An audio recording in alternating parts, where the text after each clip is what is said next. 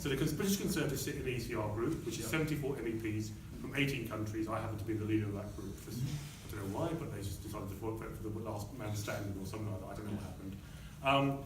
And therefore, it's a British Conservatives' decision. What happened was that clearly last week there was a European Parliament opinion on the negotiations, and there was some quite anti-British sentiment in there, in terms of saying the British haven't offered enough, EU citizens should have more rights than UK citizens after we leave, and they haven't made enough progress on Ireland, and we would have expected British Conservative MEPs to have supported the British, not support the British government on this. In fact, they actually supported some of the critical lines against the British government. So was it an ECR whip telling them? Yes, there was a British Conservative whip telling them that. Right. They defied the British Conservative whip. Now, you know, in any parliament, if you have a whipping system, you have a disciplinary system as well. This is probably the big political issue at the moment, and this is the biggest thing that British Conservative MEPs will be involved in, is the whole negotiation on Brexit. And you'd expect British Conservative MEPs to be back in the British government at this. Whatever your personal views on Brexit and whether you voted for it or against it, and whether you think it can still be reversed or whatever. No, let's be honest, all our parties are broad churches. There are probably things at the moment that you disagree with, which are party policy, but there are ways of dealing with those disagreements inside the party. What you don't do is give encouragement to the other side in negotiations by having two British Conservative MEPs voting against the British government's interests. And for that reason, they had the whip suspended. If you are the EU, what do you see as Britain's weakness? They think Britain's weakness in this is the uncertainty. So the longer they hold off on a deal, they think that will cause lots of uncertainty in the UK, and British businesses will go to the British government and say, we hate uncertainty, go and pay whatever it takes. We don't care how much you pay, they're not paying it. This is what you call corporate welfare. They're expecting taxpayers to pay it. But they're saying, pay whatever it takes, we want a deal. And let's be honest, we know there are British companies and British officials, British CEOs, who have not got over the referendum yet, and are still saying, well, we should just pay them whatever it takes. The CBI, we see it here as the voice of Brussels rather than the voice of British industry, and they will put pressure on the British government to pay. That's the standoff we have at the moment, the uncertainty versus the money. But what they did, they presented us, I think a few months ago, the bill went up in almost a month, from 5 billion to 10 billion to 20 billion to 100 billion. Do you remember that in a few weeks? And what we did at one round of negotiations, I think it was the third round, we brought along a Treasury official. And the Treasury official demolished their figures line by line. It was quite painful. And apparently, even the most anti-Brexit newspapers reported, said something like, the figures that the EU presented had no relationship to to legal or financial reality. So they've now had to justify the money they're asking for. Now they're not actually justified. They just say you've got to pay some money. Two other issues: Ireland, that they're talking about, the Irish border between Northern Ireland and the Republic of Ireland. Let's be clear: the British government does actually not want the border. We don't actually see Ireland as a loophole through which lots of people could come into Britain via Ireland, because Ireland itself is an island. It hasn't got a land border with the rest of the EU. Or with, so they can't come from Italy, come through land to France, and then come to Ireland. It's not very easy. So we don't want the border, but the EU say to us, you want the border because you're leaving the EU. And we say, no, we don't want the border. No, you want the border. So we're getting into those silly games. The Irish don't want the border, because in fact, we've had a common travel area in various forms with Ireland since the 1920s. So it predates our membership of the EU. In fact, they said one of the reasons that our talks, we haven't made enough progress, because we haven't talked about what border posts we're going to be putting in. We don't actually want border. The Prime Minister, he cannot criticise the EU because he has to hold the unity of the EU27. You've probably seen in newspapers that the EU27 are united on this. What happens if we come to a deal with Ireland, Republic of Ireland, Northern Ireland, Republic of Ireland, for that border? You suddenly realise you've got the template for the agreement between the EU and the UK. Because that effectively becomes the EU-UK border, doesn't it? So you've then got the trade agreement, because you've agreed on that border. So you can't do the Irish border until you've done the trade agreement, but the EU doesn't want to talk about trade. So once again, it's one of those impasses, if you like. And the third issue, citizens, what we've said is that anyone who's in the UK before 2019 will have to register, and that means that they will then prove that they were in Britain before 2019. They will be given those acquired rights. We're not going to affect the existing rights. But after 2019, we will have a fair immigration policy.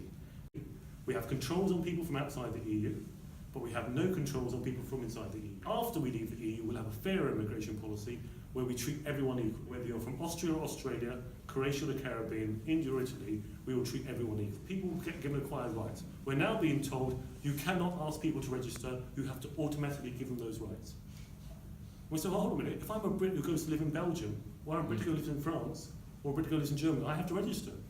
Why don't we register the people here? No, you can't register, we've given them rights. The other problem we've got is our Home Office, in many ways, is not fit for purpose.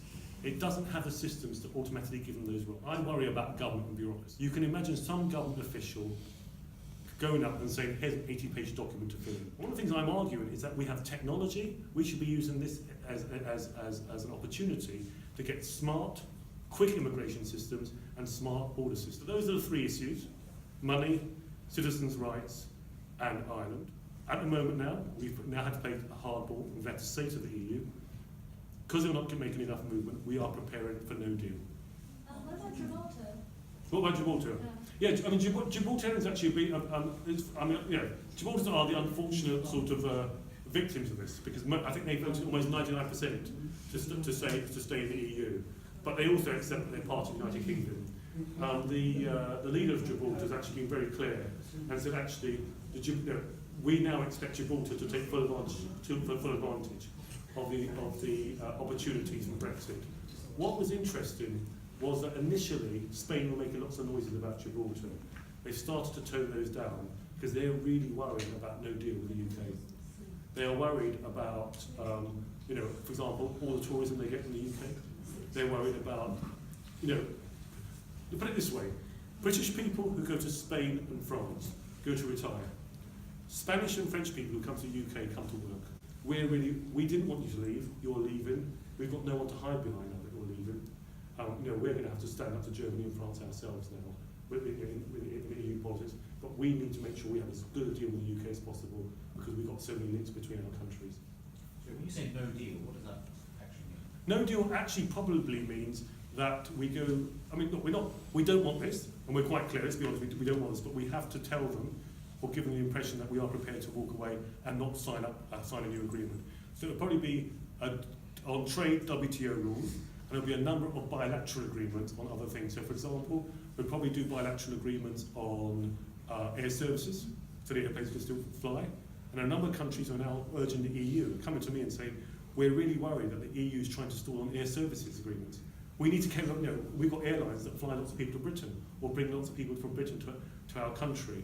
So it's, and there'll be intelligence cooperation, there would be some security cooperation. We've already told the Latvians, the Italians and the Poles that we will continue to cooperate with them. We will probably continue to help them with equipment like ships to patrol the Mediterranean, but we'd have to do that by bilateral agreements. At the moment, you mentioned EU citizens. We have 3.1, it's estimated, million. All of those have the right to vote at local election. I have a number of them are councillors. My own local authority, we have a French Conservative councillor. In Spain, some councils have over 50% British nationals.